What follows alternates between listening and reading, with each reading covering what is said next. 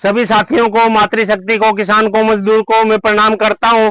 और आज हम गोंदर गांव में पहुंचे हुए हैं, डोर टू डोर कर रहे थे और मैनिफेस्टो लेके घूम रहे थे, जिसमें हम दे रहे थे मैनिफेस्टो। सभी से अनुरोध कर रहे थे कि इस मैनिफेस्टो को पढ़ो और कांग्रेस पार्टी को वोट दो। और कांग्रेस पार्टी गरीबों को प्लॉट, पहले भी 4 लाख प्लॉट दिए हैं और आने वाले समय में गरीबों को इतने 4 लाख प्लॉट और मिलेंगे और 2 कमरे मिलेंगे। 3 लाख से ऊपर ग्रांट मिलेगी। 10 सालों से इन्होंने गरीबों का क्या हाल कर दिया। आप देखिए इस गरीब माता जी ये रहती है, इसके मकान का हाल देखिए, ये क्या हाल है इस मकान का। आप देखिए, आप गोंदर गांव की तस्वीर देखिए। ये गरीबों की बात करते हैं, ये किसानों की बात करते हैं, ये व्यापारियों की बात करते हैं, ये युवाओं की बात करते हैं। आप ये हाल देखिए, गरीबों का ये हाल होता है। आज 10 सालों से इन्होंने इनको दिखाई नहीं दिया, ये गरीब दिखाई नहीं दिए, गरीबों के मकान नहीं दिखाई दिए। अब हम सुलभ शौचालय की बात करते हैं, आप सुलभ शौचालय की बात करते हैं। ये सुलभ शौचालय में आ जाइए, ये देखिए इन माता ने, इन भाइयों ने कैसे ये कड़ियां रखी है इनके ऊपर। आप सुलभ शौचालय की पोल खुल रही है, गरीबों के मकान की पोल खुल रही है, लेकिन इनको गरीब दिखाई नहीं देते, गरीबों की समस्या दिखाई नहीं देती। शिक्षा, चाहे शिक्षा की बात हो, चाहे स्वास्थ्य की बात हो, चाहे आप बीपीएल की बात हो, आप देखिए आप यहाँ पे ये कड़ी किस तरह से अटकी हुई है।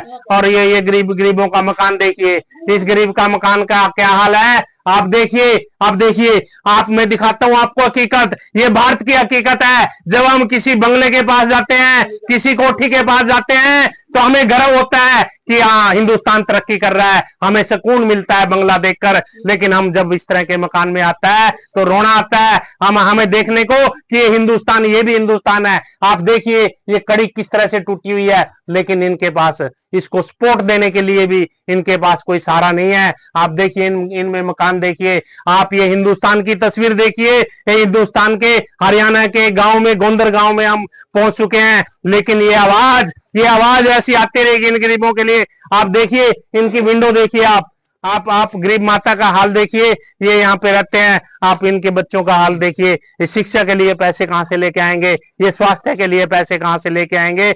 लेकिन ये 25 लाख रुपया कांग्रेस पार्टी ने निर्धारित किया है कि आने वाले टाइम में कांग्रेस पार्टी की सरकार आएगी तो गरीबों के इलाज के लिए 25 लाख रुपए मिलेंगे। आप देखिए इनकी पीड़ा को कौन समझेगा, इनकी आवाज कौन सुनेगा। देखिए आप ये माता, हम आए थे तो इधर मैनिफेस्टो जब हमने इनको दिया तो इन्होंने बताया कि एक बार अंदर आके मेरा हाल देखिए।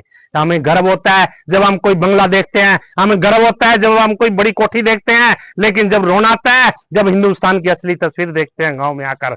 लेकिन इस भारत को जागना होगा, इस भारत को देखना होगा। बड़े बड़े कुर्ते पजामे पहनकर इन गलियों में आ जाते हैं, एसी में एसी में बैठ करके स्कीमें बनती हैं। लेकिन पूजनीय राजीव गांधी जी ने पंचायतों को अधिकार दिए थे। वो पंचायतों को अधिकार इसलिए दिए थे कि ताकि पंचायत गांव की समस्याओं को देख सके, पंचायत गांव की गलियों को समझ सके, पंचायत गरीब आदमी को समझ सके गांव में क्या क्या समस्याएं हैं। लेकिन आप आज पंचायतों के भी अधिकार छीने जा रहे हैं। आज गरीबों के अधिकार की बात होनी चाहिए, आप संविधान के मूल्यों की रक्षा की बात होनी चाहिए, लोकतंत्र के मूल्यों की रक्षा की बात होनी चाहिए। लेकिन ये आवाज गरीबों के लिए ऐसी गूंजती रहेगी, ये आवाज इन गलियों में ऐसी आती रहेगी, ये आवाज हिंदुस्तान के गरीबों के लिए ये गूंजती रहेगी, ये आवाज ऐसी चलती रहेगी। बात किसी पॉलिटिक्स की नहीं है, बात हकीकत की है, बात सच्चाई की है, बात सच्चाई की है। वो सच्चाई आप देख रहे हैं, इसमें कोई राजनीति की बात नहीं है, इसमें हकीकत की बात है। इन गरीबों की कौन सुनेगा,